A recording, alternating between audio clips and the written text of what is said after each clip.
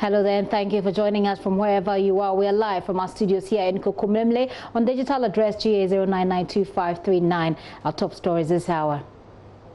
Floods kill in Odona again as it causes electrocution of a resident. Meanwhile, one more person is feared missing, as there are fears that many more could also be missing. We bring you a chronology of events as those fears increase and several properties are destroyed. And growing opposition to compilation of new voters register as 82 university lecturers across the country wade into the controversy, demanding concrete evidence from the EC for its action. Also coming up, a pastor claiming to be a member of the opposition NDC faces 3 charges, including threats of death and possession of narcotics, after he was arrested during a live interview on radio. Those are our top stories. This is how you can join us with your thoughts and messages. We're streaming live on YouTube, and of course we're on DSTV 421 Go TV 144. How you can send us your message is via 0540 05410 19009. My name is Gifty Andopia. This is The Pulse. Please be my guest.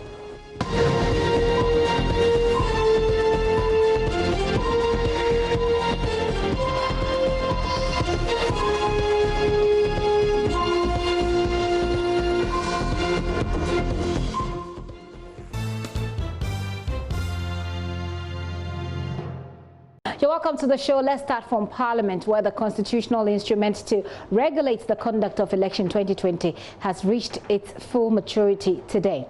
Debate on the new CI has begun already in Parliament, but that is not stopping the opposition on plans by the Electoral Commission to stop plans by the Electoral Commission to compile a new electoral roll. This afternoon, a group of professors in the country's universities have also jointly issued a statement demanding some further explanation from the EC on its plans to re-register Ghanaians for elections.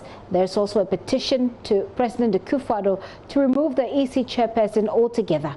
We have details of these and more coming up. First, let's go to Parliament, where we understand Speaker Professor Michael Quay has put approval of the report on hold, pending investigations into allegations that the CI was tampered with whilst it was in waiting for its maturity. Parliamentary correspondent Joseph Opoku-Gakpo joins me with the very latest from Parliament. Hello, Joseph.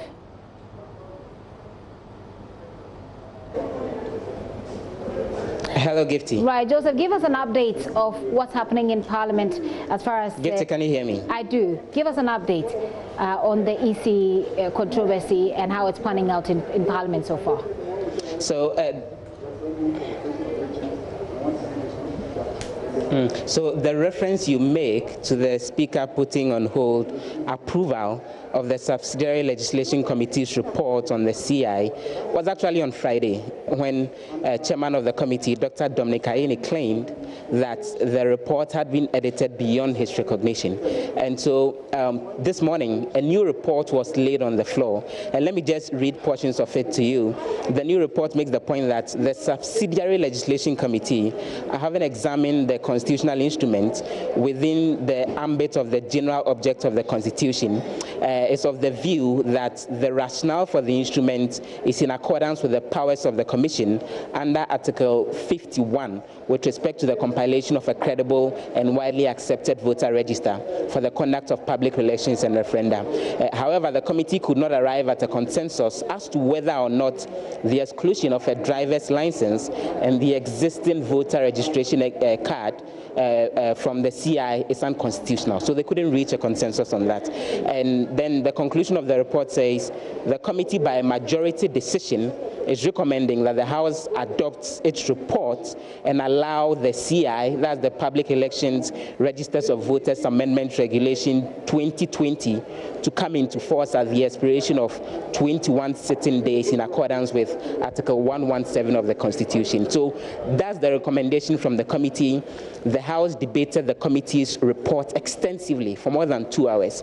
A number of MPs, including the Boku Central MP Mahama Yarega, who is the NDC MP for Boku Central, and Patrick Yabuama, who is the MPP MP for Okaikwe Central, argued in different directions, with Mr. Yarega arguing against the CI, Mr. Buama arguing for the CI, and making the point that the current voters register is suffering from cancer and that you don't cure cancer with paracetamol. It's one of the several arguments he made. I'll get to the two of them in a while, but on what's happening in Parliament as we speak, the House is voting because after the report was debated, there was a voice vote on whether the House should approve the report of the Subsidiary Legislation Committee recommending approval. And in the course of the debate, minority MPs insisted and argued for a nullification of the CI, but their majority colleagues argued for an adoption of it. Eventually, a voice vote was put, and the minority leader, Haruna Idrisu, requested for a vote. So ballot boxes were brought in, and then the voting is ongoing. A little over 100 MPs have voted for my count. The voting has been ongoing for more than an hour. Let me speak quickly to Mahama Yarega, the Boku Central MP, even as we await for the completion of the voting. Patrick Yabuama, who is also the MP for Kaikwe Central, is joining us as well. Mr. Yarega, thanks very much for joining us. Let's begin with you. So you spoke on the floor of Parliament yourself and argued for a nullification of the CI. Now it's been put to a vote, and clearly the evidence is that the majority will carry the day, and eventually the argument you made for nullification will actually not come into being, and the CI will become law effective tomorrow. Disappointed? Well, I mean, we have to wait till the vote is over, counted, and then the outcome is determined before one can express his or her disappointment. You can't presume that every member of the majority side is going to vote for the CI and every member of the minority side is going to vote against the CI. So let's credit our colleagues with some level of autonomy. So let's wait till the outcome of the vote. But I don't believe in any case that we'll be able to marshal 2/3 of the numbers in the chamber to nullify the CI based on the arguments that were coming from the majority side of the House. I think that people must appreciate the argument. There are 3 different sets of arguments. The first set of arguments. Let's run through them. The first one has to do with the voters register you argue. Yeah, everything is about the voter register. No, the old voters ID card. Yes. That you think it should be allowed as a document that people can get onto the new register with. No. The first set of arguments from what was said in the chamber, both sides, relate to the earlier arguments when the EC came to Parliament and asked for money to go and then conduct a new register. And the objections of the minority at that time, basically, which was that you don't need a new register because the current register can help you do whatever you want to do. And secondly, you're going to waste money. That argument is there. The majority leader insists that when the argument came up on the floor, he told the House today that the minority argued that the money was not enough for the Electoral Commission. And so he doesn't understand how come the position of the minority has changed today. He actually made that argument. Our position didn't change. That's the point that's why I actually want to go back to that argument. Our position has never changed. We have consistently said that you don't need a new register and that money was a waste of money. If during the debate some people said that the money might not even be enough, that's not to say they actually support the registration. So that is one set of argument. The second set is to say that the legal regime under which you are seeking to carry out the registration is defective. That's the second sort of argument. That is really what today should be concerned with, which is one, that you should not remove the previous voter ID card as one of the mechanisms for identifying a person. The second argument basically is that to really capture the spirit of Article 42, you should also add a birth certificate as one of the documents that one can use for identification. That is the basis of today's argument. Are you getting the situation? Yes. Let's hear from Patrick Yabuama, the NPP MP for Okaikwe Central. We'll get back to you in a while, Mr. Yarega, but you've been making the argument that having a new voters register with the old voters ID card as one of the documents to allow for registration is out of place. In summary, what's the point you've been making? You've been drawing analogies linking it to cancer and paracetamol and all. Oh, thank you very much.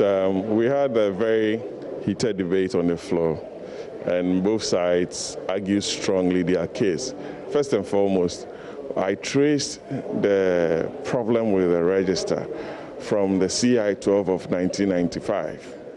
That brought into being the 1996 register that we used. I also traced that CI-12 to CI-72 that gave us the 2008 register. I went ahead to trace CI-72 to the CI-95, 91, which we are seeking to amend.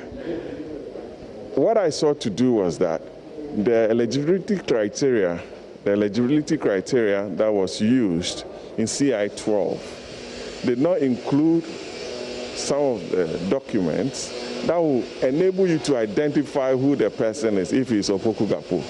There was no identification eligibility under CI-12.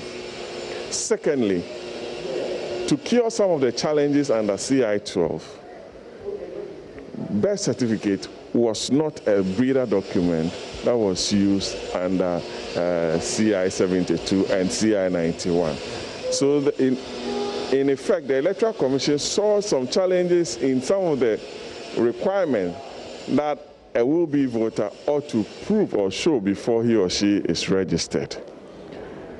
The forms that the Electoral Commission themselves provided for applicants to complete also had a problem because they were not consistent with the regulations.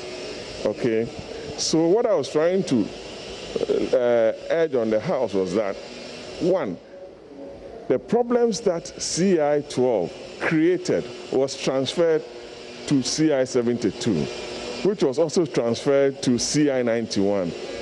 And CI-126 is seeking to cure or clean all those challenges that has led to this challenge that we have. So the argument of the minority leader, does that mean all those registers that came out of that CI ended up producing illegitimate precedents with the benefit of hindsight? Are you admitting to that? I'm not admitting to that. We are saying that we've seen a problem with the register, regardless of the fact that it's been used to produce elected presidents and parliament. Does not preclude us from correcting that wrong and charting a good path into the future. So that is all that we are seeking to do. So what's your expectation by the time the voting is done? This has dragged for well about an hour plus, and MPs are still voting. Let me correct a question you posed to my brother.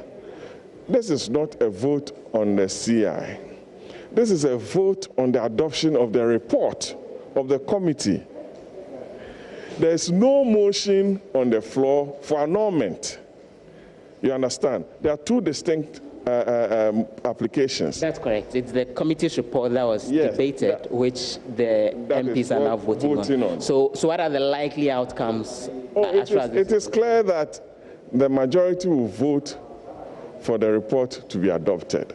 Secondly, what is very important is that this is an academic exercise. At the end of sitting today, like I said in the debate, this CI would have matured. There's no motion on the floor per Article 11.7c to annul the CI, of which you require two-thirds majority. There's no application on the floor. And so for nobody, you, both sides, nobody has been able to marshal forces to annul the CI as we speak. So for you, the CI is coming into being effective tomorrow. Today, it will come into being today, effective tomorrow. Yes. Many thanks for joining us there. Patrick Yabuama is the NPP MP for Kankwe Central. Let me just round up on this. Do you agree with that analysis of it, that, regardless of what the outcome of the debate will be, the CI is maturing? This vote cannot influence the outcome of whatever the decision will be? If two-thirds say no, the CI cannot come into force. But the two-thirds will be voting on the committee's report and not necessarily on the CI. So the motion, in effect, is that this House should adopt the committee's report recommending that the CI should come into force. Are you getting the point? The CI committee is recommending that the CI should come into force by a majority vote. So if this House, by a 2/3 vote, say no, they are not going to accept that recommendation, in effect, it amounts to a vote against the CI coming into force. That is the basis for the Speaker asking me not to move my independent motion and rather go and then work within the context of the committee, because that same matter will come before the House. So it has come to the House indirectly by way of a committee recommendation that the CI should come into force. My final question will be, so that if the House votes eventually to approve it, because maybe if your side doesn't get the more than 2/3, and this document comes into effect from tomorrow, you've made the argument that the birth certificate, the old voters register, should be included in the documents for people to be able to register for the register. Is there any other action you intend taking? The issue of the old voters register is already in court. It is the birth certificate that is not yet in court. And let me just add, if you recall the last time you granted me an interview, I told them when I asked the EC why they are not using the birth certificate, their only response is that they are looking for a document with your face on it, and that the birth certificate doesn't have the face of the applicant.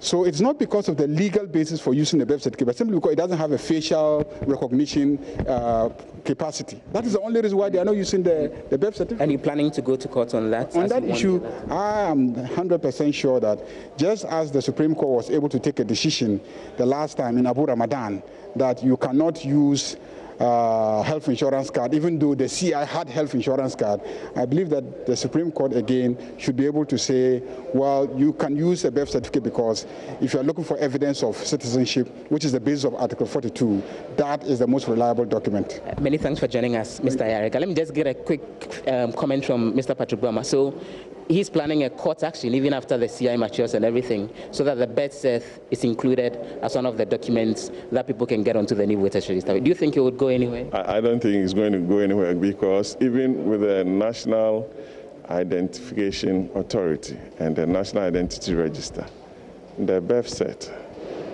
was not part of the breeder document. I'm sure you know that for a fact. So I don't think it's going to go anywhere. We'll see how eventually things pan out. Many thanks for joining us. Patrick Yabuama is the NPP MP for Kainkohe Central.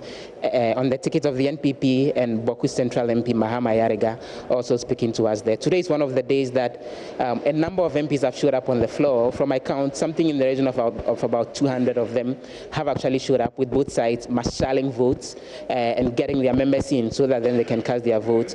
More than 100 of them have voted on the floor thus far. We're expecting that the rest of them, getting to about 100, will cast their vote, and after that, the Speaker will give the ruling on whether the House is allowing for the CI to mature or otherwise. But that's the other side of the debate, that this is just an academic exercise, because the CI is maturing today after the 21 sitting days ends later today. Gifty. So, Joseph, just for clarity, is it the CI that has been withdrawn or the report by the subsidiary committee?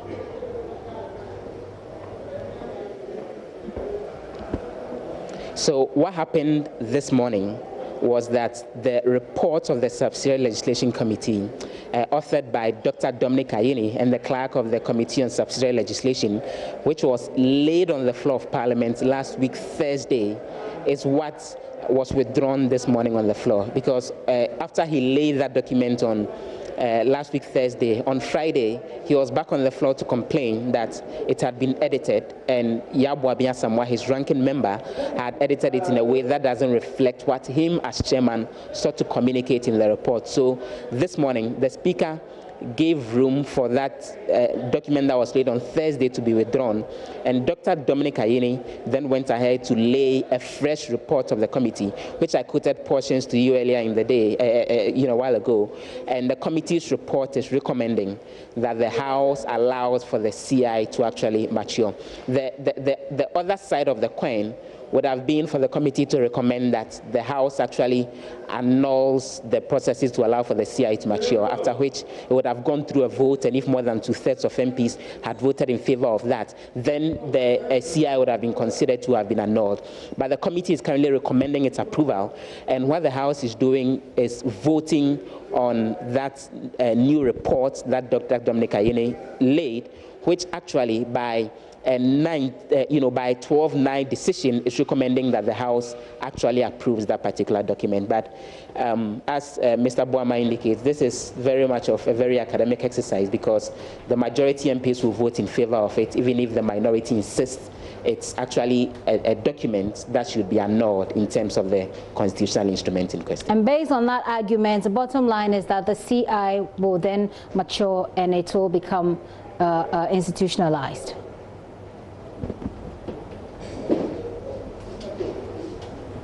Correct. So today is day 21 since this document, the CI, was laid in Parliament. And the processes are that for a subsidiary legislation, which is not actually an act or for that matter, a bill, usually when bills come to Parliament, they are referred to the Constitutional and Legal Affairs Committee, they look at it, they come back with a report, then the document can be amended in order for it to be approved subsequently after the first, second, and third reading. When it comes to a subsidiary legislation, it's a legislation that's coming in pursuant to an already existing act.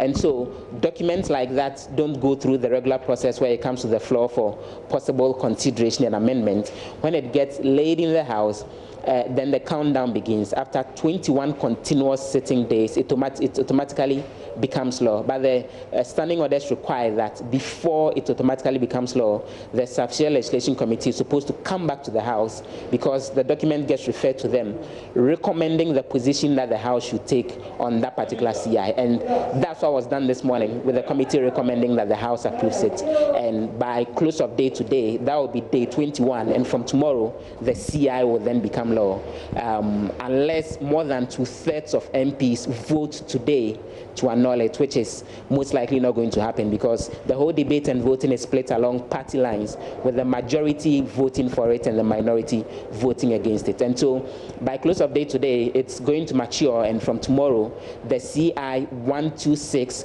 which does two main things, just to remind everyone of it.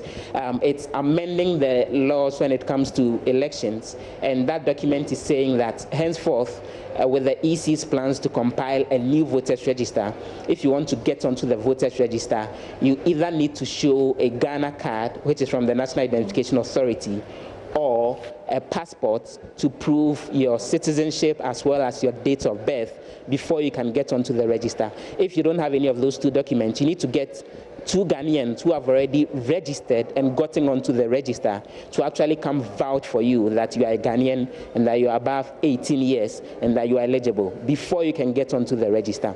And for those two people who are coming to guarantee for you, the CI says they can guarantee for a maximum of 10 people and nothing more than that. And that's why the minority makes the argument that this will end up disenfranchising a lot of people, and that they would have loved to see a situation where, in order to get onto the new register, you should be able to use your old voters register, your old voters ID card, and then a birth certificate, which obviously the majority is not agreeing to. We have done 14 days. Parliament, Joseph Opoku-Gakpo. Right, Joseph, it looks like there's some addition there. Please go ahead and add it.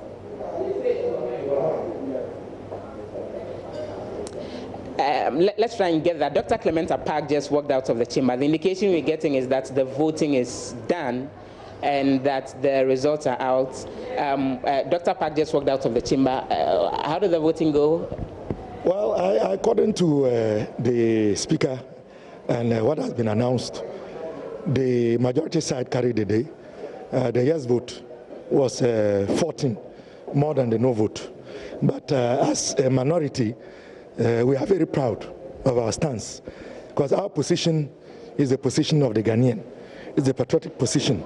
And we argued very forcefully to demonstrate and to explain why we believe that this CI, if passed, is going to lead to disenfranchising many millions of Ghanaians. So we did our best, but the battle continues in the courts of law.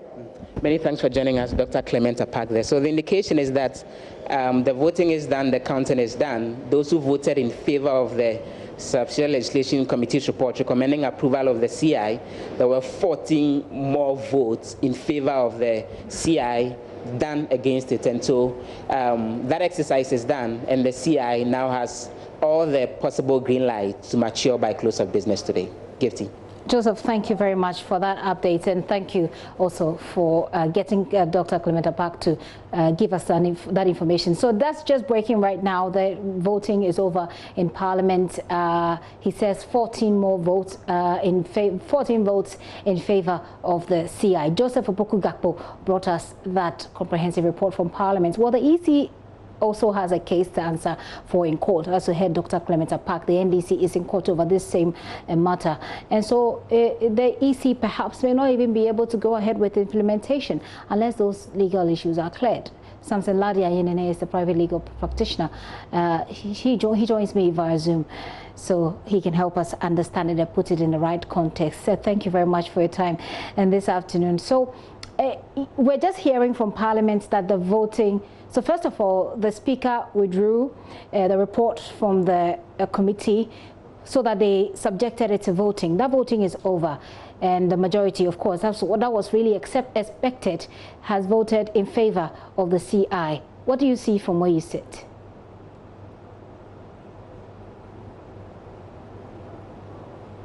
Okay, looks like your sound is muted. So if you can unmute it, then I believe we'll be able to hear you when you speak. Samson Ladia Yenene is joining me via Zoom, so we can get a legal perspective to all that's happening, including the fact that this particular case is also in courts. The NDC, as you know, is in court over the same matter. Let's see if we can get Samson right now. Hi, Samson. Okay, so I'm still struggling to hear him yet. Perhaps we can take a quick break, and then we work that out so we can hear something and get his perspective on this. But if you're just joining us, the CI that was laid in Parliament is maturing today, and there was supposed to be an approval of the report by the subsidiary committee, but that was withdrawn by the Speaker, subjected it to voting. Of course, the majority in Parliament voted for. And so we're told that 14 against the minority's number at this moment. It looks like the CI has been, by that vote has been approved. But I want to get the legal perspective from Samson Ladia Yenene, who's a lawyer, and we'll get that when we return from this break. Do stay with us.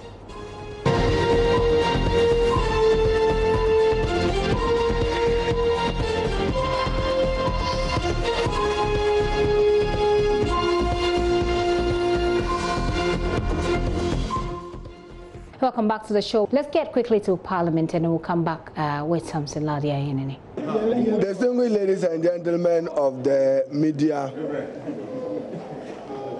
I want to thank the chairman and members of the Subsidiary Legislation Committee, Honorable Dr. Ayeni, and our colleagues who have stood still for the actualization of the constitutional rights guaranteed under Article 42 of the 1992 Constitution. Many of you going forward and into the future will appreciate the principled position we have taken as a political opposition and political minority, wary of our numbers. It is not a vote we could win or easily win, but we are persuaded to stand by the Ghanaian public, whose right to vote remains entrenched and guaranteed under the 1992 Constitution. We cannot fathom nor appreciate or understand the desperation of President Nana Addo Dankwa and the incompetence of the Electoral Commission to want to compel Ghanaians to only two primary documents, a passport and a national identity card issued by the National Identification Authority. As many of you are aware, we are aware of foreign ministers, past and present, who have publicly spoken to the fact that there are Ghanaian passports in wrong hands and in the hands of foreigners. Indeed, much more recently, there was a conviction abroad of a Nigerian who was holding onto a Ghanaian passport. The national ID card so issued, not many have even gotten access to their cards. And an entitled right, you are now being told that somebody must vouch for you as a citizen. These are interesting times for Ghana. I don't owe my citizenship to the Electoral Commission, nor to the National Identification Authority, nor to President Nana Addo Dankwa or the New Patriotic Party. So none of us owe our citizenship or hold our citizenship at the pleasure of the President or the Electoral Commission. You have seen the due disregard of the Electoral Commission chairperson. 2 incompetent instruments laid and withdrawn. She did not even appear before the Subsidiary Legislation Committee. We are particularly happy. Under Article 11, we don't have the numbers to have annulled the instrument. But we'll be guided that tomorrow, we in the NDC, we can make one pledge to you on behalf of President John Dramani Mahama, as he then was, Excellency President Mahama. Within 100 days of President Mahama being declared winner of the 2020 elections, we will make it natural for any Ghanaian attaining 18 years to walk freely to any office of the Commission to be registered as a citizen of Ghana, legitimate citizen. We will do that through the deployment of acceptable electronic technology, which will work into the future of electronic voting for Ghana. We thank you for the opportunity. Be guided by the vote 106 to 92. We are defending the 1992 Constitution and the rights so guaranteed under the Constitution. We thank you very much. Let history be our judge. You saw even the attitude when the chairman of a committee wants to correct even his report. He is in denial. Tomorrow, we will see how reports will be corrected on the floor. When the chairman of the committee wants to make closing remarks, he's in denial. We will defend our democracy. And let it be reported that this is the contribution of the NDC minority to the protection of Ghana's nascent democracy and its electoral processes. And what has happened today violates the integrity of any electoral process and therefore its outcome. We thank you very much.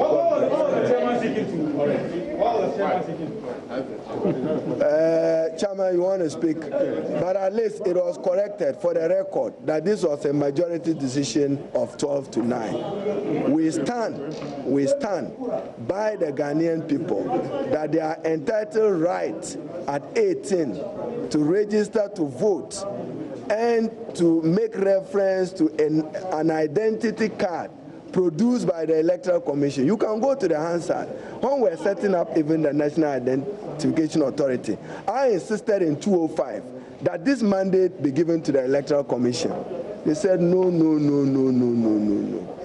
Compare the records. God bless. We don't intend to answer questions. Thank you.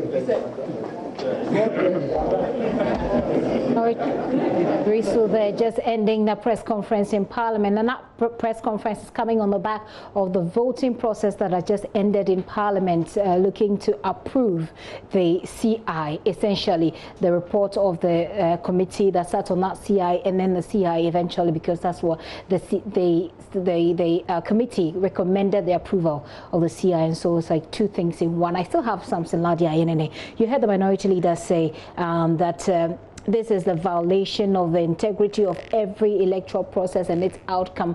We'll look at that. But now that the CI has been approved, Samson, I was asking earlier, what do you see from where you sit? I can only pray that you hear me now. I do. Please go ahead. Good. So this is a legislative process, and by Ghana's constitution in Article 11, there is a manner in which, we have what becomes law in this country. The constitution is the first and the primary law, which is already made and may be amended from time to time. There are acts of parliament that are made to give expression to various provisions of the Constitution, fuller expression to various provisions of the Constitution, and then to also make provision for what may not have been provided for as long as what is done is not inconsistent with the provisions of the Constitution. The law acknowledges various other things in Ghana that constitute law, customary as well. Then there is a provision at the structure and hierarchy of laws. The very last of it is any other rule or regulation that is made by a person or an authority which has been empowered or who has been empowered by the Constitution or the law, and that is the authority under which the Electoral Commission came under and made provision for this CI in 91? Right. And the law says it simply has to be placed in Parliament, and upon the expiration of 21 sitting days, it becomes law. So if you want to know what has happened, the summary is that we have law. From today going forward, the EC has power to roll out its intended registration exercise, which will be premised on the CI, requiring you to come either by a passport or a national identity card. As you did note, those who are in disagreement with not having the current voter ID card being used as one of the primary source documents have the opportunity to go to court and to challenge the legality and constitutionality of this CI that has become law today. And as we know, a fresh court action may not even be necessary because there's already a suit that is pending, and the Supreme Court requested of the Electoral Commission to make legal submissions, not factual submissions, questions of law, why the current voter's ID card is being excluded. So the Supreme Court may take a decision that may also stop this CI from operating in the manner it has been done. There is also judge-made law, which is often made by the Supreme Court. So the Supreme Court, by its process, which we know has an implication on the exclusion of the voter ID card. Samson, I'll have to just interrupt you briefly because the majority leader is also speaking. Let's pick him quickly and then wrap up our conversation with you. He programmed the report to be laid in the House on Wednesday last week in order for us to be able to debate it the following day. Unfortunately, we were told the report wasn't ready on Wednesday. Thursday, we had the Vice Chairman of the committee, the Subsidiary Legislation Committee, lay the report. And we thought Friday we'd be able to debate it. Then Friday, the Chairman himself surfaces in the House only to say that what the Vice Chairman did had no authorization from the Chairman.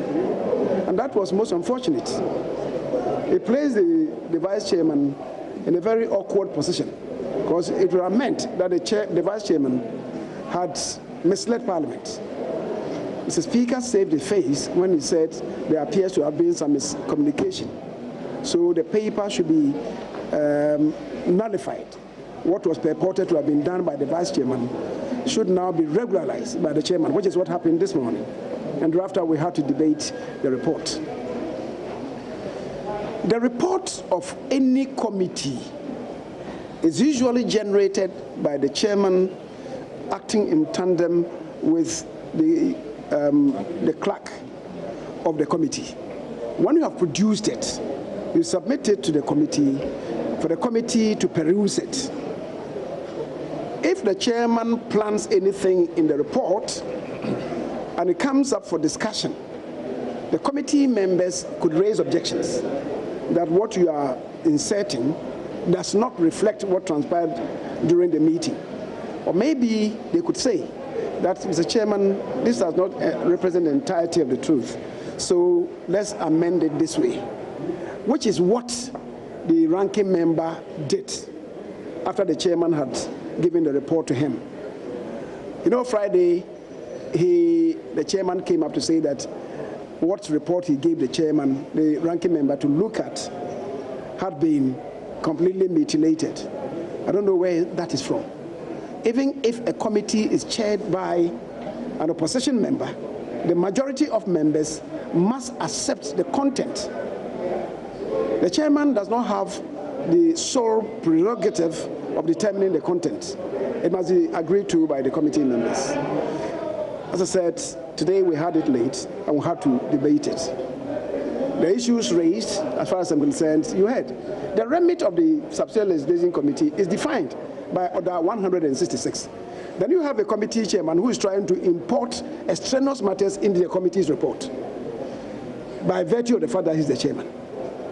At the end of the day, you are supposed to prove whether or not the instrument is constitutional or not, whether it infringes any law. The issue, and that's why I brought them back to what happened in December, when we debated the estimates of the Electoral Commission. They made it known to us that they were going to do a new voters register.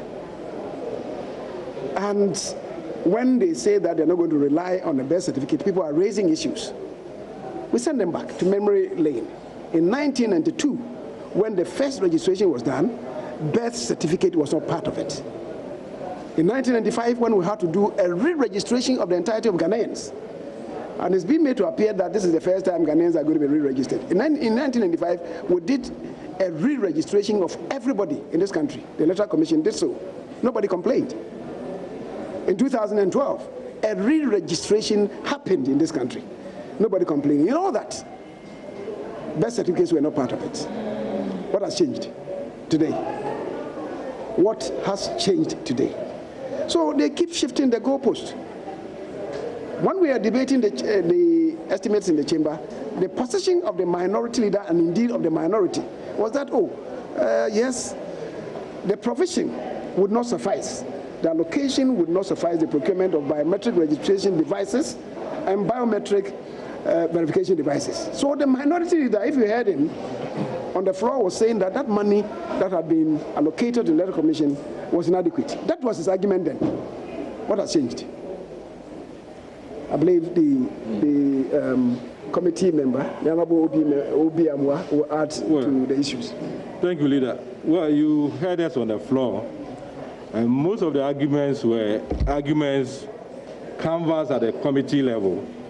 And at the end of the day, the majority said that the instrument should be allowed to pass. Now, our duty and task at the committee level was to find out whether what the EC brought to us was constitutional or not, as to whether it infringed on any other law, as to whether there was a Parent Act, which what they were doing was not in tandem with the Parent Act. All those things are spelled out under the standing orders. So it's not for us to come and say that, why didn't you put in this? Why didn't you put in this? What they have brought is what we should consider as to whether it conforms with the Constitution, our standing orders, etc. It's not for us to say that I think that student's ID card will serve as that purpose. Assessment certificate will serve that purpose. Birth certificate, all those things. We could list about 10 items that you felt should be in their law. But that's not the law that they have brought to us. And mind you, under Article 11.7, the Supreme Court has ruled on several occasions, under several cases. When they bring an instrument and you think that that instrument is not constitutional or doesn't go according to the standing orders, you reject it. or they come and withdraw it. And you reject it by 2/3 majority of members of parliament. As far as we are concerned, what they submitted to us had nothing wrong with it. They came before the committee. They explained all those issues, particularly regarding the existing voter ID card. If they had gone to Supreme Court earlier to say that we have complied with your order, and now they come back to us to say that we couldn't have complied with the order because even the form that we have to use in registering people, there's no column which shows that these people registered with health insurance card. They themselves came to tell us. And that when they were asked to go and do it, they knew it was impossible to do it. But because it was close to elections, they sent the figures to the Supreme Court, and they were allowed to do the elections. Now they've come back to realize that millions and millions may have registered with the health insurance card. So to comply with the Supreme Court order, they start on a clean slate and make sure that anybody coming will not come with something that the Supreme Court will say that you cannot use it because it's unconstitutional. And that is the foundation and gravamen of all this. I don't see why we should be screaming and talking. If you think that other forms should be allowed as ID, it's for you to canvass your argument somewhere, but not on the floor, because the law that they brought, they hadn't infringed on anything. If you want others to be added, birth certificate, baptismal certificate, student ID, or whatever, it's not here that you're supposed to canvass that thing. Because what they think, and they told us that out of the abundance of caution, they don't want to use any document that will be shut down by the Supreme Court. So they came, they were sure that if it's about passport, if it's about NIA card, those ones, they are legitimate, nobody can challenge it. If they go and add anything which somebody can impugn its integrity, then they have to start all over again. We agreed with them. So you hear people saying that everybody has birth certificate.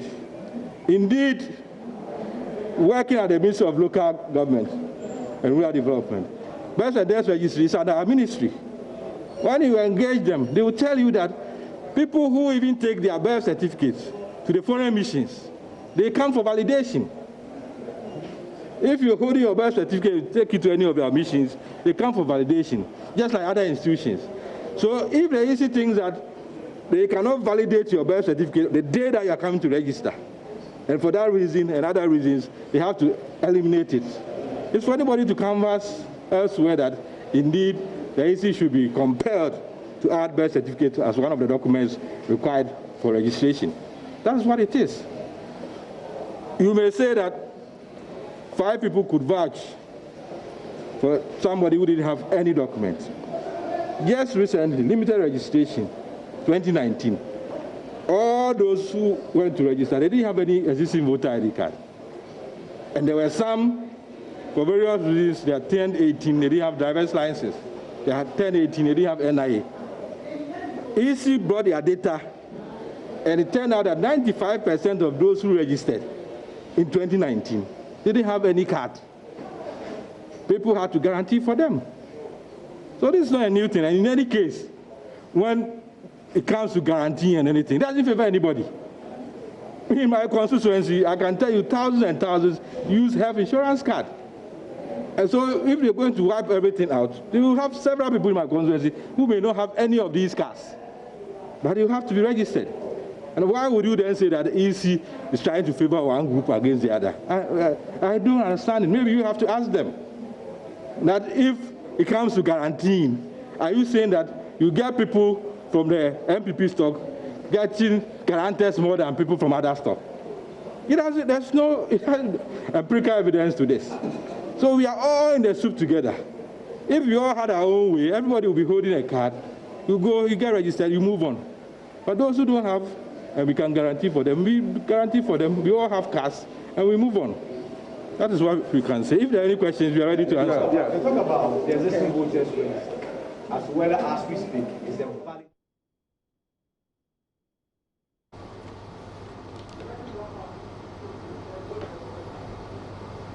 So as they're taking questions and answers, let's come back to lawyer Samson Ladi Ayenene. Samson, you were saying, you're making a point that what it essentially means is that from now, the EC has power to roll out its intended exercise towards the election.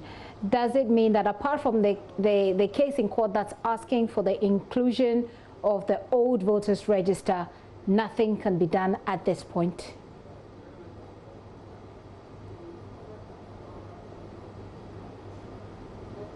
Right.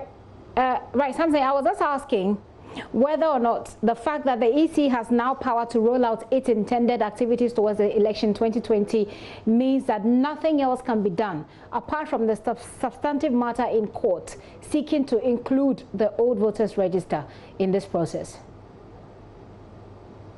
Okay, it looks like I've lost Samson Ladi Ayenene, unfortunately, but he's giving us some perspective, which is that now the CI has been approved, there is this law, so the Electoral Commission has power to go ahead and use whatever it is that it wants to use for the re-registration process. I was trying to get the perspective from him again, whether or not you can do anything else apart from that case that's in court currently. Well, there is still growing opposition to the Electoral Commission's insistence to compile that new voters register. The latest to wade into that controversy is university lecturers, or our university lecturers from across the country's tertiary institutions. There's about 82 of them, and they're calling themselves the Concerned University Lecturers. They've written an open letter to the EC, and in that letter, they're demanding the Commission provides concrete evidence to back its claim that it is a new register, that a new register is necessary. It's also urging that's the EC, to err on the side of caution. The lecturers include Professor Fred Binka of University of Health and Allied Sciences, UHAS, Professor Joshua Alabi, former Vice Chancellor of UPSA, Professor Raymond Atugba of the University of Ghana, as well as Dr. Michael Bessa White of the University of Ghana, among others. Let's go on the line now and speak to Professor Kojo Gavois Anthony Salah for some perspective on this. Hi, Prof. Hello, Prof. Gavois, can you hear me?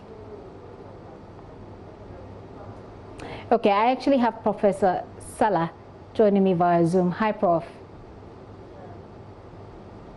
Okay, I sincerely apologize for having this issue with Zoom and all of that. I need to go for a break whilst we sort that out. We'll be right back.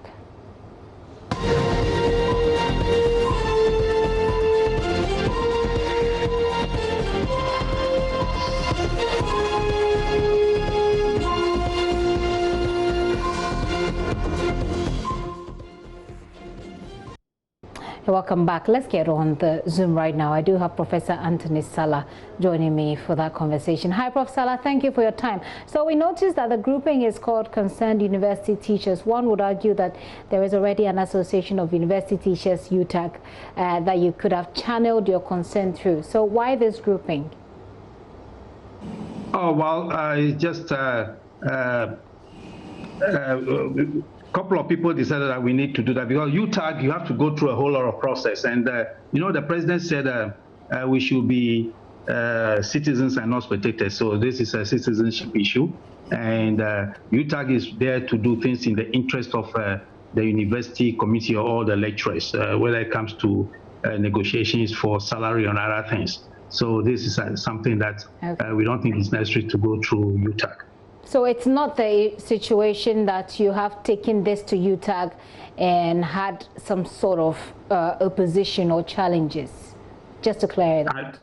No. Okay. I'm not aware of that this has gone to UTAG. I'm not aware of that. All right. Oh, so why have you and your colleagues decided to add your voices to this conversation about the register, which is becoming very controversial? Are you convinced that the EC will change its posture? Oh, well,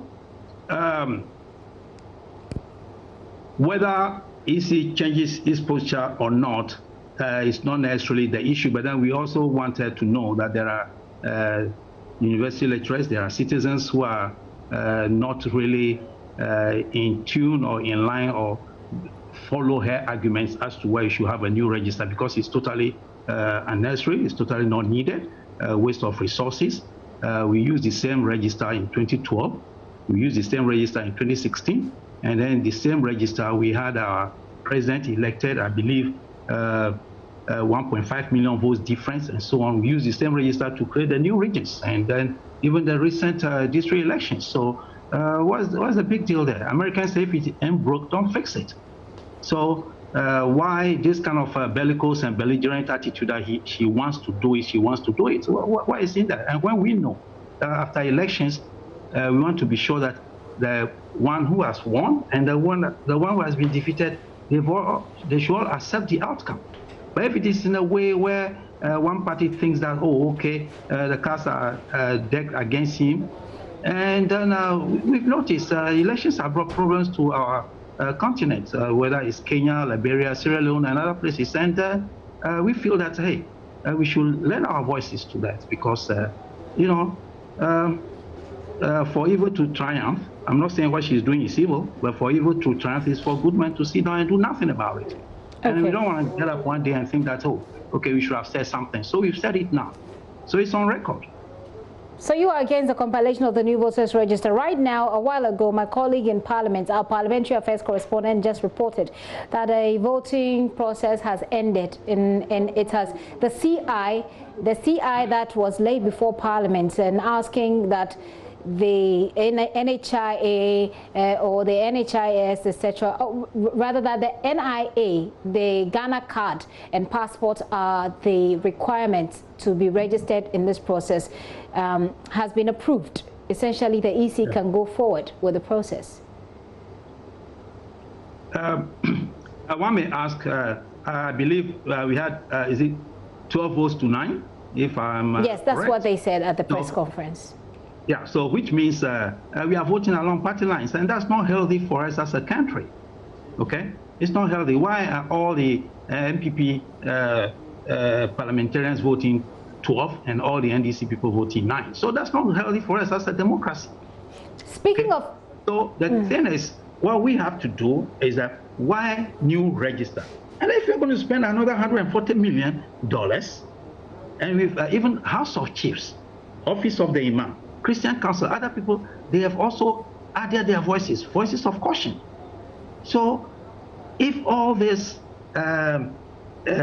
citizen groupings are saying that, okay, take it slowly or let's go back and so on, why is the majority pushing it?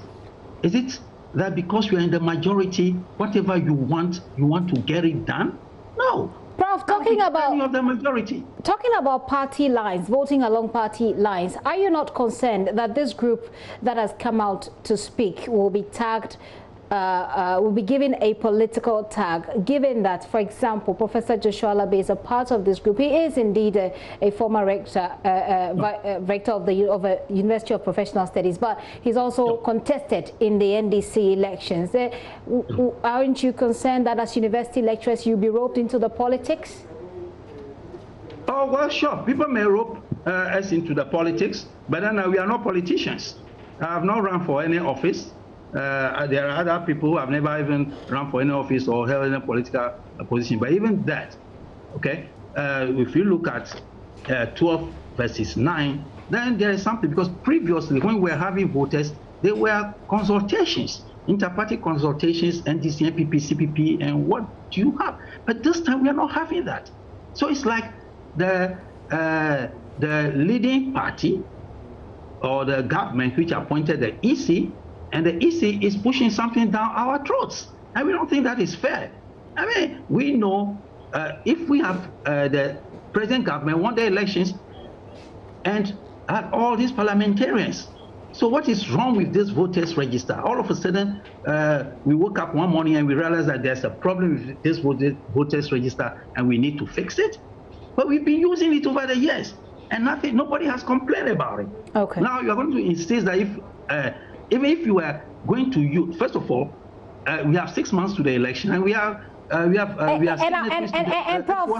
just to interrupt you briefly, I was going to come to the fact that, I'm sorry to interrupt. I was going to come to you with the fact that, and I'm wrapping up with you, we have barely 6 months to the election. Why are university lecturers like yourself speaking up now? Well, you know, we had a national crisis to deal with coronavirus, which if you look at what has happened, it has killed so many people in the Western society and so on. So we're concerned that, okay, efforts should be geared towards solving that problem, the morbidity and mortality associated with it, and the public health issues. So it's not that we've come back. The president lifted 31st, I believe on 31st May that we should go back to church, go back to school and other things. So this issue has come back to the fore. Okay. And that's why we are speaking against it now. What do you respond? How do you respond to people who say that this group, looking at the membership, could be aligned to the opposition NDC, and that's why you're taking the stance that the NDC has long held? No, not necessarily. People have a right to their own views, etc. But sometimes when you subject your views to scientific inquiry or to other inquiries, you may realize that it's not consistent, or it may not necessarily be the truth. Of course, people have rights to their views. But the other thing, the most important thing is that we believe that we've been using this for over a period of time, and we've used it for all other elections where the president has won or other people have been elected. So going back now, and at this time where we even have a pandemic we are addressing, people are going to start queuing to go and vote and so on and so forth.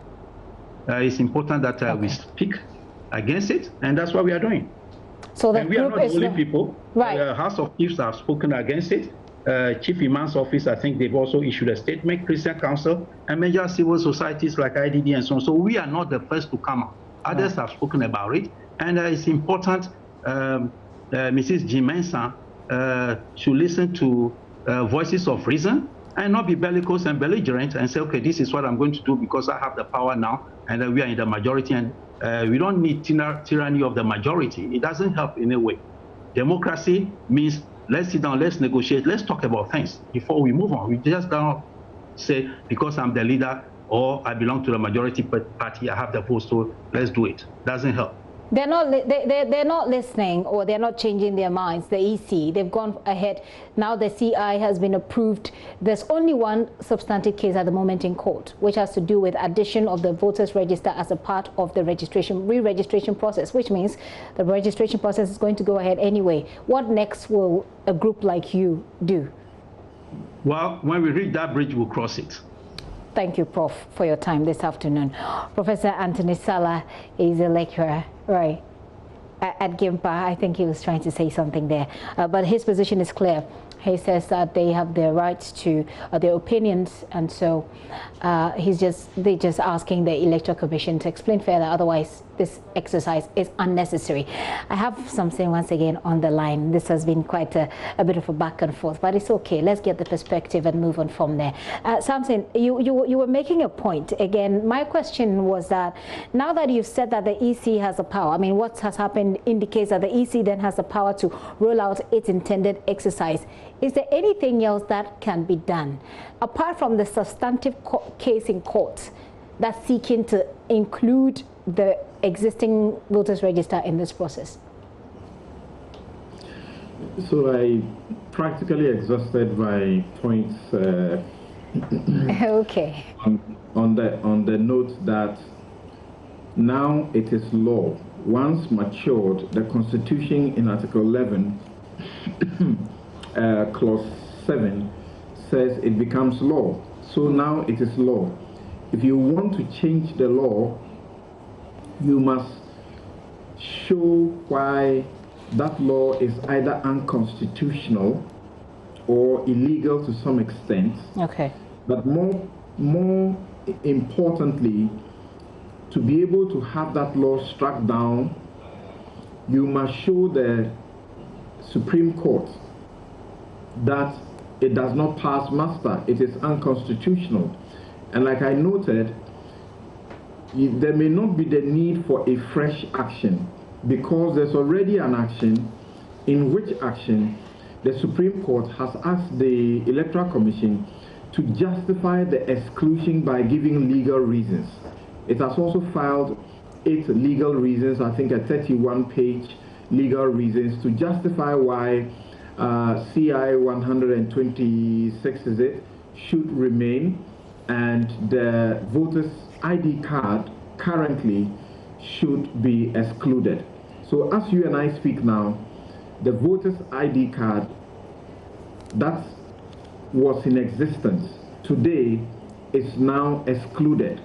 as a primary source of identification for the purposes of the new register that the EC intends to do. Right now, they can now go ahead and set their dates and begin to do all the things they wanted to do, for which they were waiting for this CI to mature. Interesting point. Samson, thank you very much for your patience as well with this back and forth. Samson Ladiayen is a private legal practitioner helping us to understand. So two key points he makes: that the EC now has a power to go ahead and run the activities in the run-up to the election as they intended to, using the passport and the Ghana card as they intended to originally. And what he says is also that the existing voters' ID card is excluded until that court decision is made going forward. All right, it would have been good to hear from you, but let's move along and talk about floods in Accra today. It's been a very wet day here and parts of the country today, as heavy rains caused havoc in many places. A second person has been confirmed dead, whilst officials wait to confirm what MP for Klote Kole says could be a third case. Now, the downpour, which was set to have started at dawn today, has, as you may well be aware of, displaced many and destroyed several properties in parts of the capital. We'll start from Odona, where Kojo Yansen witnessed the devastation. Ernest, I'm in the westernmost corner of this community here in Odona, and people are walking around scarily as if this is normal. But none of what you are looking at is normal. This is the effect of water on the property and lives of people who are citizens of this country. Yet every time it rains, the water washes away parts of their life that they cannot replace. If you look behind me, you can see that these particular stores, these two shops, have brought out all of the damaged goods and property from their stores. As a result of the rain, they've lost all of this, and they are still trying to rebuild their lives. Now, I met three of them, Mr. Tete, Mr. Isiama, and Mr. Kojo, who agreed to tell us what this actually feels like every year when it rains. Mr. Isiama, thank you for speaking to us. Now, tell me, this problem, how long have you been experiencing flooding in this area? I've been for Odona since from 1990. And by 2000, let's say 1995, there's a flood. But it's not so seriously. But it wasn't like how this time it is coming. Somewhere it's like Sodom and Gomorrah. Before that was 95, there's some trees in the Odo River. That's let the water flow. There's a big land that let the water flow. But since from 1995 coming, they start to fill that place with sawdust and sand to occupy the place. So it has led the Odo River has become small to the sea. So if this problem is going to be solved, then we have to remove that Sodom and Gomorrah. We have to expand that place so that the water can flow into the sea. If not that, and because they've been managing this small gutter, it can't solve the problem. This small gutter can't solve the problem unless they make it widely to the sea before this problem can solve. Since from 1990, I've been experiencing Odona here. Yeah. Now, Mr. Tete, tell me, last night when the rain fell, actually let's speak to Mr. Kojo. When the rain fell last night, how much damage did your shop and your home suffer? I cannot be able to say this is the amount that I'm losing now until after everything, before I can say this is what I'm losing. If you can be able to see, if you can see the environment now, you can see that we are panicking. In fact, we are suffering now, making the things to be all right. But as of now, I cannot be able to tell you this is the amount that I'm losing. But my own contribution about the solution of this event, you see, since 1990, as my brother said here, 2015, 2010. 2010 is what, if you look at the counter, you see the last counter, this is where the water ends. All the goods get spoiled. 2015, which they've also the fourth counter. And this one again. But my own contribution, and also to say that this is the solution of this matter will be, you see the lagoon. The lagoon is choked. The solution is that if government can be able to, just if that's the only thing that we do in a year, to open that place like harbor, the way they build harbor, where the ship bat. If they can be able to open it and build it, then the deepness will be like one pole of electricity. Then they will channel the water there, open the sea, so that before that place full up, then all this problem will solve. That is the only solution for me to what I understand. What they can do and we can be free. Apart from that, all these gutters you can not be free.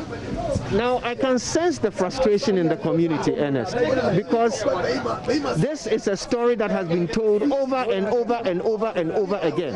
In fact, most people who live here do not believe that this problem can be solved. Let me illustrate. Mr. Tete, are you not fed up? I'm very fed up because what is happening for Donna here, we don't know. It's a very long time. Even we don't know what to do now. Because all the gutters around us is not moving. Even they are not moving inside. They are not doing anything to help us here. But we are just here. So now we are just fed up. If somebody will see somebody here, we don't know how to welcome the person. All the big men are running away from us because of the rain. If the rainy season, then nowadays it's very worse. So if they can help us, fine. If they cannot help us, we don't know what to do now. That's what we can say now. So what we have is a community that has actually given up on seeing a solution in their lifetimes. Even though they have great suggestions of how to fix it, they don't actually believe that anybody cares enough to make it happen. Ernest. Kojoyangsen there earlier reporting on News Desk. We can hear from Lieutenant Colonel Michael Mfum of the 48th Engineers Regiment of the Ghana Armed Forces confirming the death during an ongoing rescue, or a rescue mission that happened earlier this morning by a joint team of the military and the National Disaster Management Organization at Diodona. What can you tell us about whether we have one or two of the bodies? I'm not aware of the number of people there. For now, all I know is there's someone trapped in there who is dead. That is all I know for now. But I can't confirm the actual number of dead. Lieutenant Colonel, have we been able to help people wade through the waters out of their homes? Yes, we've been able to do as much. When we got around 0400, we got some people who were trapped in there. So we had to rescue them with our boats. We had about 20 of them in total. Let's now hear from the Assemblyman for the Yodona electoral area, narrating circumstances from his perspective that led to what is believed to be the electrocution of the deceased, identified as Kojoinchi. He's gone. He got electrocuted. Yes. But indeed, as an assembly member, we're always cautioned by the National Disaster Management Organization, indeed the assembly members, the assembly itself, the members of parliament, that we should always be proactive. If you look at the way the wires keep dangling, for example, on the poles itself, before you get to look at the situation and the way the wires have been used around the buildings here, it presupposes that definitely any disaster could give you some tragedy. Yes, it has happened before. That is the reason why we started calling ECG to put off the light. You know, when you look, you see a transformer here. It was almost full. So when there is a big transformer here and the current in that transformer is over 11,000 watts. So definitely we'll have problem here. And looking at this area is an old area. So definitely this is the way you're going to see it, unless ECD want to have a change in repairing some of these things for us. And I'll try and see whether my lenses could get you the transformer. And that is the height of the transformer. Yes. Okay. And water had exceeded this transformer. You could definitely not see your way past through, and that is the height. And if you're watching us live on Joy 99.7 FM, as well as watching us If you're listening to us live on Joy 99.7 FM and also watching us on Joy News, for those who are listening on radio, the height of the transformer will be about 12 to about 15 feet, thereabouts, and the water had exceeded that height. It shows you the height and the level of the water. Now, I would want to speak to a number of the residents, but if you take a look at the extent of damage, I see a couple of the buildings that are just one-floor story buildings. They're very old, definitely just post-independence, 70s buildings. There's one or two that may have been built within the last couple of years, but definitely this is an old residential area. And this is a mix hub of residents, mechanical shops, metal workshops, and then many other areas where residents tend to trade. Now, I would want to speak to some of these rescuers. These early rescuers helped in the early hours of the morning, I can say from 1 to a.m. to help many of these stranded residents who had water entering their houses at a level of about 10 feet, some 12 feet, based on the marks I can see. Which of the languages do you want to speak? Daniel. Daniel, me patrol emrebeng na oba ha obeboa manfo woman nsuo nankasa no eyiri wo mo. If you want me, if you bang, police quarters. Maybe you kojo the late kojo no one. Kojo na we free mono not saying. Oh, on you be a or adjoin. They will ensure you are on the yan now. Mom be you on cars. Wow, I didn't know. Now they are 2 years. Eti we sooner toy no.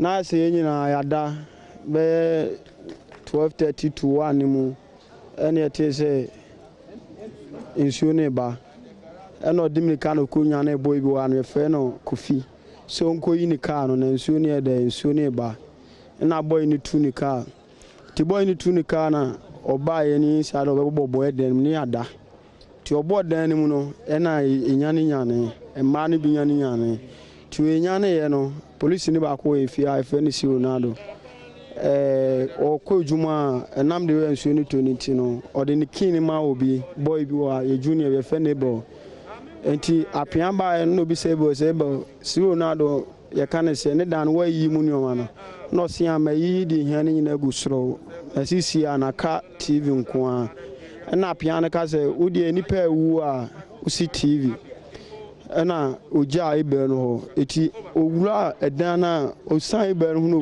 kojo no owura osan ibe no ho owura dan ni mu no ni ati se bibi aji gbum ti ati se bibi aji gbum na ma na sate so mtetem se me mamro ene de fast but ni pa oni omo dem ho no oka ho a miensa.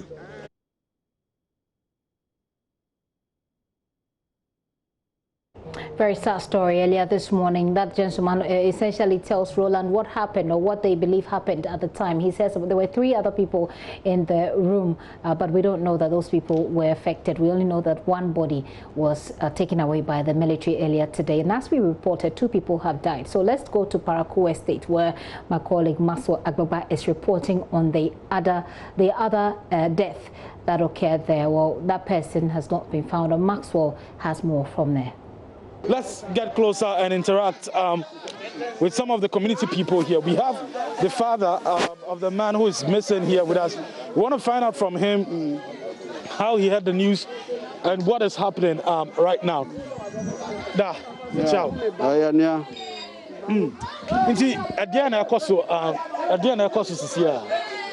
The cost on the no, and so a toy, no, and by say, boy, my Baba Cotia, my brother Paniba, or Tia, and Suafano, and Timmy by a bear and pie, a kiasono, a piano didn't call him by Buka Kiasono, body didn't see him, no cry. Intina or Shakias, the one, no Shakiasono. Okay.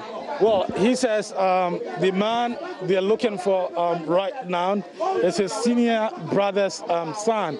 And he says that he came here and they got information that he was carried away by the flood water. He was sleeping in a makeshift structure here at this place in this community. And then he got carried away. He was carried away by the flood water. Well,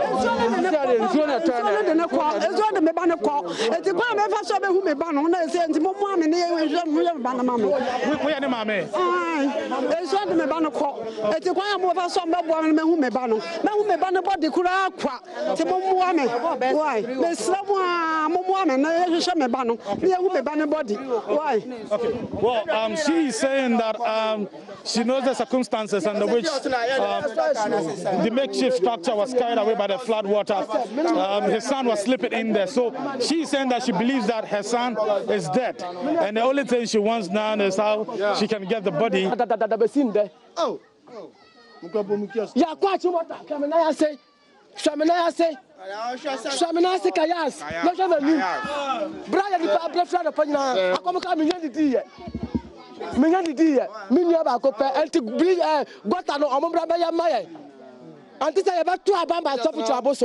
because them there shano ewo TV so you better amano because send all cano send ni baba hu area hadia you better myself to so. Well, just to summarize what he's saying, he's raising concerns about the drainage system here. He thinks that is the cause of the flooding, and he blames it for the devastation, caused, here. Okay, so this is the spot where the gentleman who is known as SM, this is where his makeshift structure occupied. You can still see the concrete here. We are told by the residents here that his makeshift structure was actually carried away by the flood water, and we are told that he was sleeping in the makeshift structure before he got carried away by the flood water. So that makes the residents here believe that he's dead. Many of them that I've been speaking to do not think that he is alive.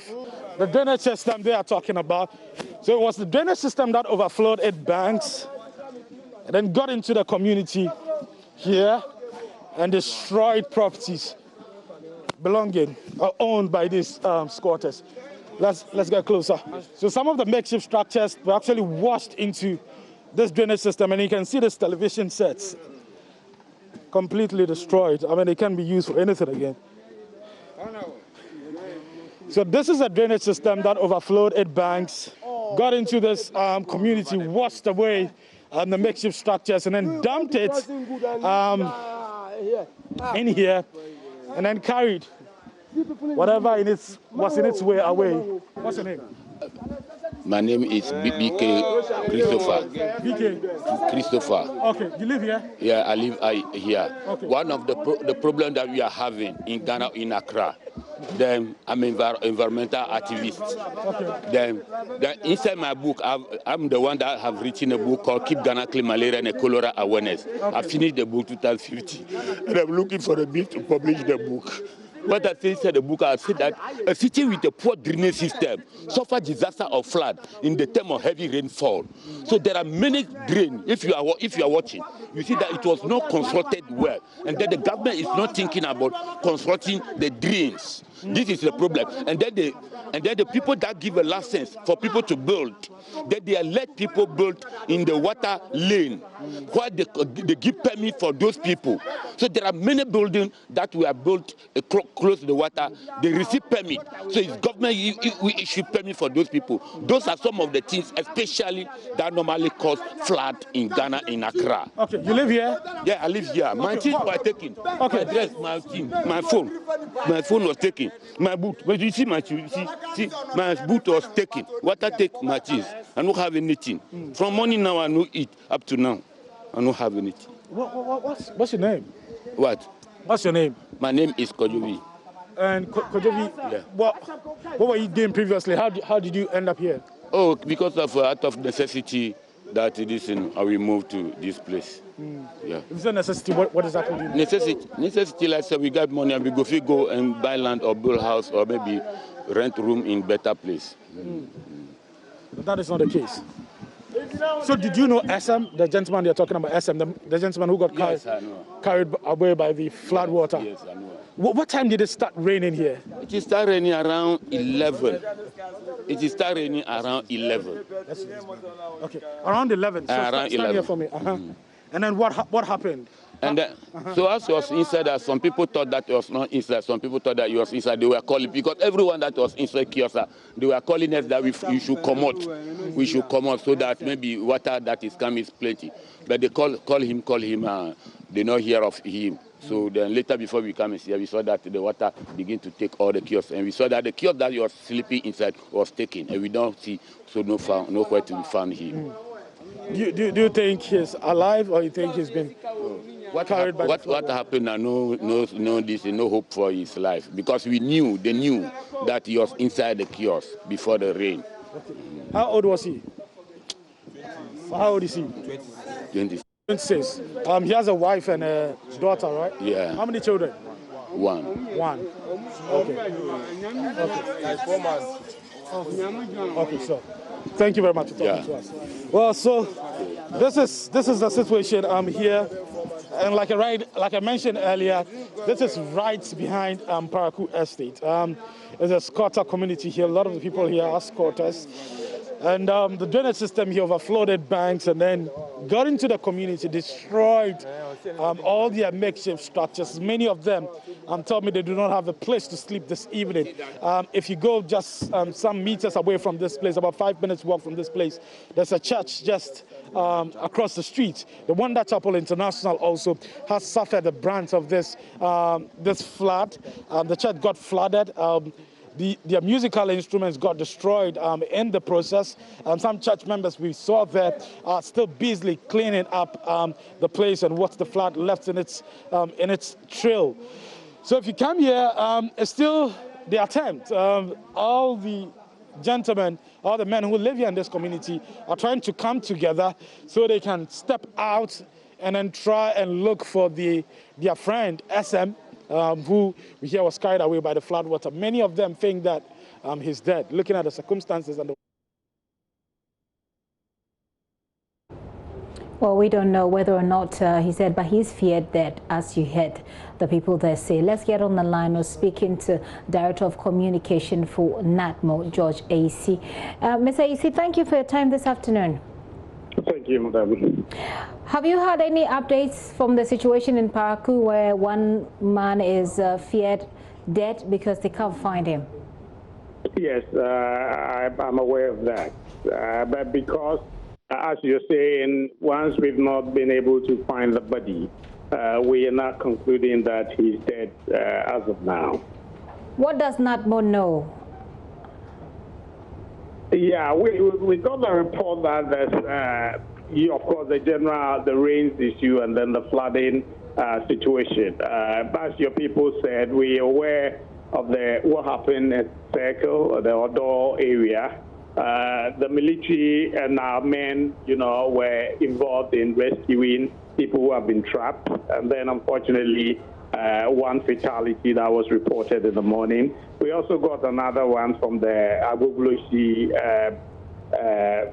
Central Mosque area. Another case of a kiosk that is being moved away, and people believe a guy sleeps in it, and they believe he must have been swept away with the flood. Then since we've not seen the body, we are trailing it to see if we'll be able to get there. Kiosk and see whether there's somebody actually in it. One person dead for sure. We know that at the Odona. Yes. 2 people feared dead. From what you're saying, we only had one for Parakou, but you say that there's another from Agbogblosi. So Agbogblosi Central Mosque area there. So that's 2 more people there. What is NADMO doing to search for these people? No, when it so happens, our men follow up. We trail where we suspect the flood waters move. We follow their trail to where it's likely to get to, then we are able to follow through up to the end point that we think will be where the water will join any major drain or something. That is where we'll be able to establish that indeed the kiosk we find, if we locate it here, there's nobody in or there's somebody in. That's what we do when the flood waters recede a little. At the moment, we're seeing many parts of Accra with this problem. And I said earlier this morning that if we take the script from 2, 3, 5 years ago, we'll be saying the same thing. NADMO has been giving assurances. I mean, I can count from last year that this will not happen again because you are focusing on preventive measures rather than, you know, dealing with the problems when they occur. Have those preventive measures failed? The preventive measures is part, yes. Education is part, desilting and dredging the drains and coal. They're all part of it. But when I listened to one of your earlier speakers at the Odo area, he believes the siltage is up to a height of maybe an electric pole or something. That will be established by the hydrological services people who know the depth of the drain. And so, yes, the dredging must continue. It is being done. But unfortunately, because of where we are living, and then when the flood waters get in, just a little major rain, it overflows this bank, as your reporter was saying, and then it affects those living along the banks of these drains, and we have this problem. So if we're really going to solve this, maybe we need to evacuate these people completely from maybe 50, 100 meters or about 200 meters close away from the drains. Then we say nobody, no human activity is going on there, no settlement is there. They will be able to, solve some of the challenges. There is also another difficult challenge that will be confronted with if we decide to take that step. What are your plans for those who have been displaced? Several people have had their properties destroyed, especially at Odona, the usual place. Yeah. What's NADMO's plan to help these people out?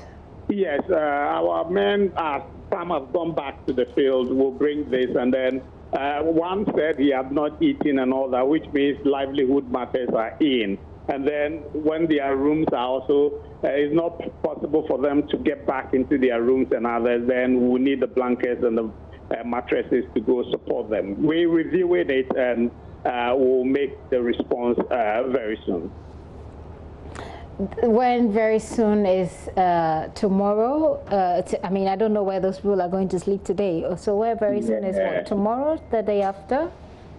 Yeah, maybe. I told you our men are back on the field following up on these things. So as and when the report is finally declared, given by my boss, we'll go ahead if we need to send these blankets and other things to them. It could be today, it could be tomorrow or the day after, any of these days. But we are aware of the situation that these people are in, and we are not resting. We are working on it. Well, I am sure that the people won't be able to wait till tomorrow or the day after. Yeah, they're looking forward to seeing it today, I believe. Yes. But we deal with structures. So when the report comes, that's what they will depend on. The boss will depend on to make a decision and direct our men to send the items there. Mr. Isi, thank you very much for your time this afternoon. George Isi is Head of Communication with the National Disaster Management Organization. It's rather a story that ties you up because you have to say it over and over again, and it's usually one and the same. But if you're out there, you want to stay safe, I have this story to share with you now. A man who claims to be a member of the opposition NDC has been arrested during a live interview on Accra-based radio Hot FM. Prophet Kwabena Owusu Ejei is seen in a viral video threatening and castigating President Akufo-Addo and the Electoral Commission chairperson Jean Mensa over the compilation of the voters' register. He was arrested in a very dramatic fashion at the radio station where he was being interviewed, and those are the visuals you're seeing there of what happened. And afterwards, I mean, shortly after, there was a pile of, if you like, pile of herbs or leaves suspected to be Indian hemp in his possession. He's been charged with threat of death and possession of narcotics. We have more details in our subsequent bulletins. So, over the past few weeks, we've been telling you about climate action that have been taken by organizations. Today, we have one of those packages for you. Take a look. Is sitting on a time bomb. Ghana is at the mercy of the drastic impact of climate change. Unmitigated sunshine, unpredictable rainfall, and depleting soil fertility, among others. How can the country deal with the threat of climate change while solving some of its basic problems? In a series of human-centered stories, we shine a light on some of the most basic innovative ideas that could help bring change and what the Ghana Climate Innovation Center is doing to scale up these ideas.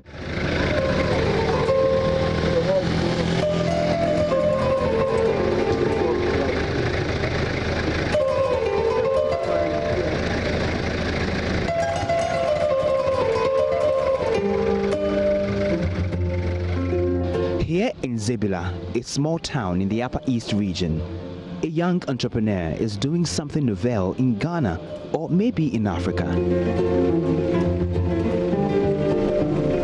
His company, Neat Eco Feeds, is producing animal feed rich in protein.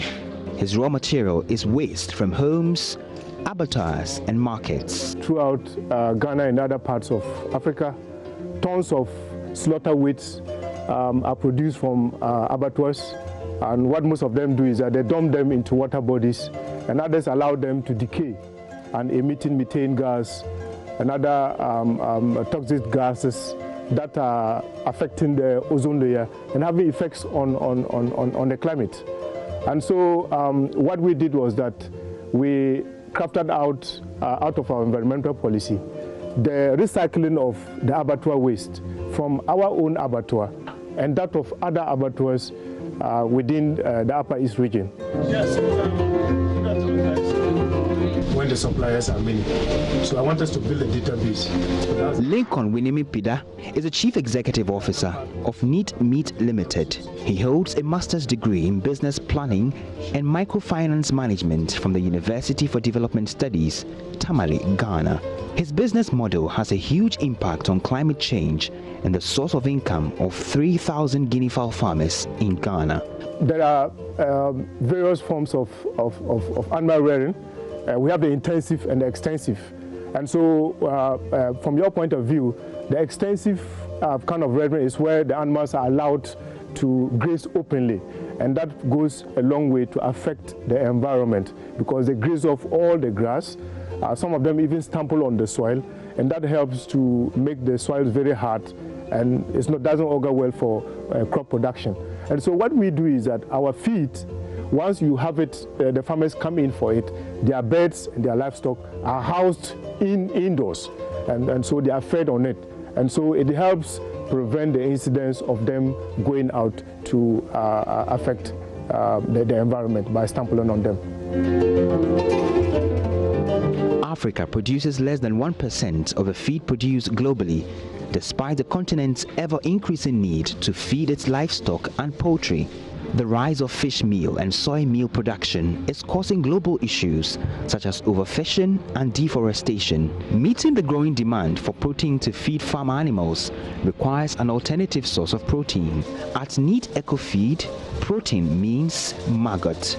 These are very, very high in protein.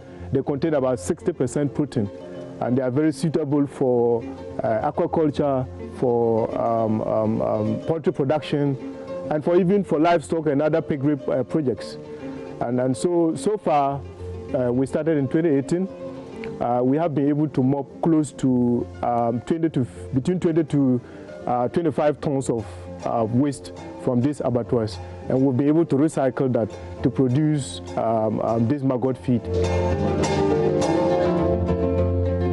Lincoln has a hard-working team in his maggot factory. They ensure that tons of waste collected from the community are processed into healthy maggots.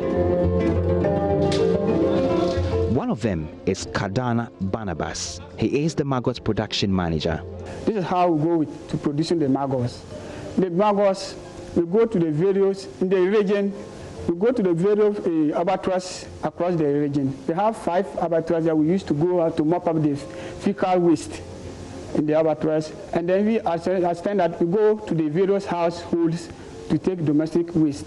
The maggots, when we get the domestic waste and come to our place, we weigh it, because let's say we know different type of waste. So each we weigh 1 kilo, 1 kilo, 1 kilo before we now put inside the machine and mix it, deposit it to transfer the first insta levy, that's the black soldier flies or the house fly one, they put inside the tank for them to feed. When they feed, by 1 week time, the black soldier flies, they will grow because it depends the quantity of the feed they are getting. The more let's say the quality of the feed. When they are more in the tank and you give them few feed, they will take long period before they grow. So to make your production go long. So by 1 week to 10 days time, they are ready to harvest to feed your fly bears. Live one. The dry one, whether you want to use it for dry one, you denature them, we dry them as you see them on the platform, dry them there. Another one, we grind it into powder form to use it as a pellet feed to feed the fish. Once we produce the maggots, they are sold back to our farmers who supply their best to that of neat meat. And so once the processes takes place in neat meat, the waste from neat meat are brought back to eco-feed, and we do the recycling to produce the feed. And so there's no waste within the production process, and that is how we are helping promote a perfect circular economy operations in what we do.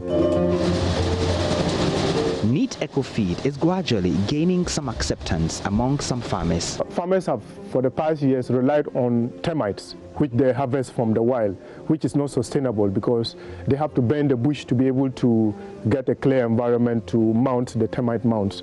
And so the reliance on our feed is helping also prevent farmers from burning the bush further. And so our feed, like I mentioned, is cheaper. Okay, and it's also easily digestible.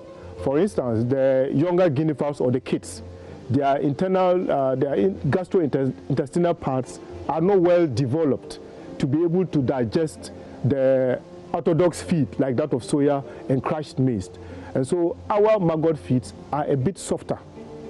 They are easily digestible.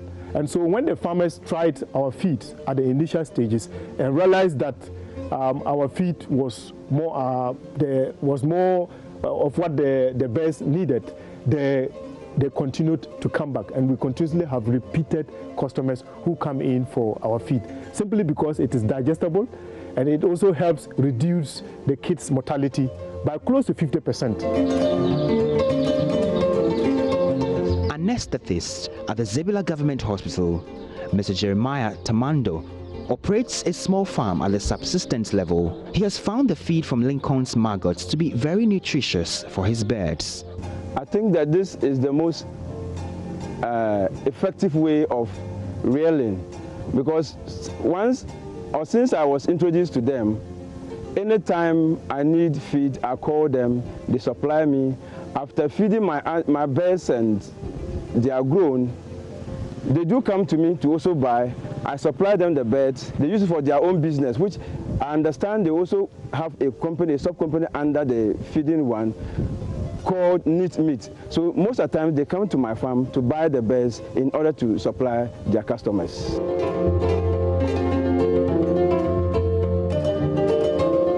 Within the circular economy context, what it pertains is that within your production system, you should be able to make sure that all the waste that you generate are put to good use. And so at Neat Meat, we realize that we process the birds, we process the livestock. What do we have to do with the waste? We do not have to do what others are doing, by burying their waste. We have to convert that waste to a resource. We also did our own research and we realized that our supplier farmers, close to 60% of their budget goes to feeding cost. And so we needed to look for an alternative feed that will be able to reduce that cost to at least between 20 to 30%. And so farmers will be able to stay in business because they will make more profits. And once they stay in business, they will produce more for neat meat. And so that is the direction in which we came. And so when we recycled the waste to produce the feed, we sold it back to the farmers. And so farmers have a cheaper feed, their cost of production is lowered, they can produce more birds, and neat meat can also have a huge supply of its birds. And so the businesses are complementary. They help each other in their operations. Neat Meat has made several strides in helping poultry farmers produce feed at a cheaper price, created employment opportunities for over 25 people, and protects the environment through their zero waste production cycle. Through GCIC, Neat Ecofeed and Neat Meat have seen some significant improvement in their business module and operations. The business came to the incubator without that concept. So now Neat Ecofeeds, at the time Neat Meat came into the incubator, there was no company called Neat Ecofeeds.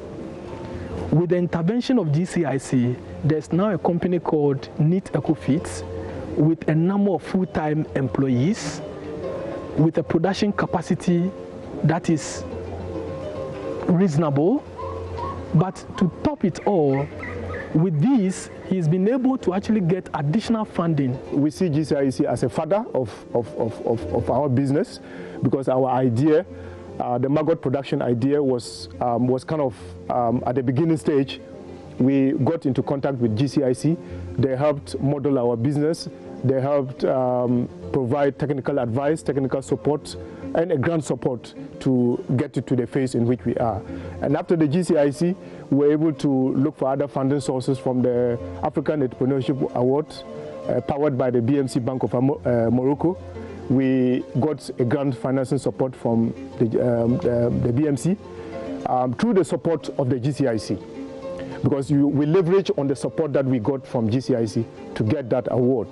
Then afterwards, we won another award from the Financial Times that was hosted in London in June this year.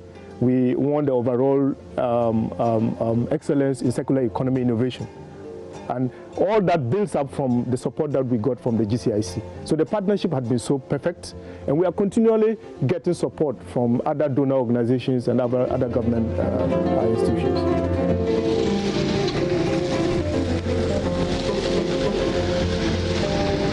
Local solutions like these are important when considering climate action in developing countries.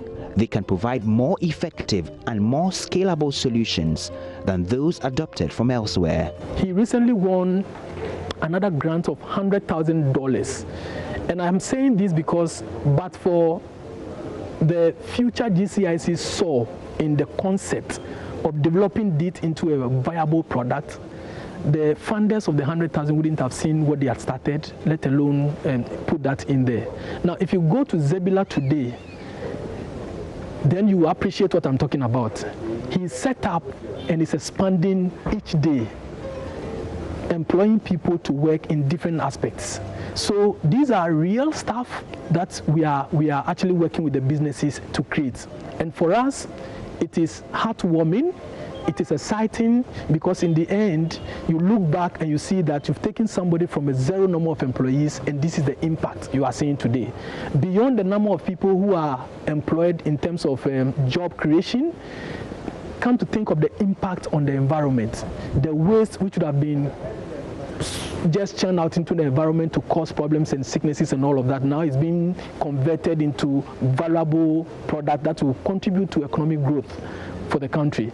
So, and these are the sort of things we stand for and we support. So Neat Ecofeeds is one of the businesses we support. Neat Project Eco-Feeds has the potential to improve the Ghanaian fish and poultry market and become a global player that will compete with industrial global feed manufacturers. This is a business model that you cannot go anywhere in Africa to go and learn. This is the first of its kind. In Ghana, this is the first of its kind. And so the beginning is tedious. And so we are building up the statistics, we are building up the data, we are building up the human resource, we are building up the expertise, we are building up the research. And so it will take us some time to be able to hit the ground going. And I think we are almost there. We are about 80 to 90% complete. And we'll hit the African market, we'll hit the Ghanaian market, we'll hit the Upper East market, we'll make sure that we are the highest feed supplier to serve the aquaculture industry, to serve the poultry industry, to serve the livestock industry, to serve the piggery industry. More of that coming up in the coming weeks. There is more news at myjoyonline.com if you do log on. This is where we call it a wrapper. Click on that page, share the links with your friends. Let them take a look at those stories as well. You can also find our stories on our YouTube platform. My name is Gifty Ando Apia. Have fun.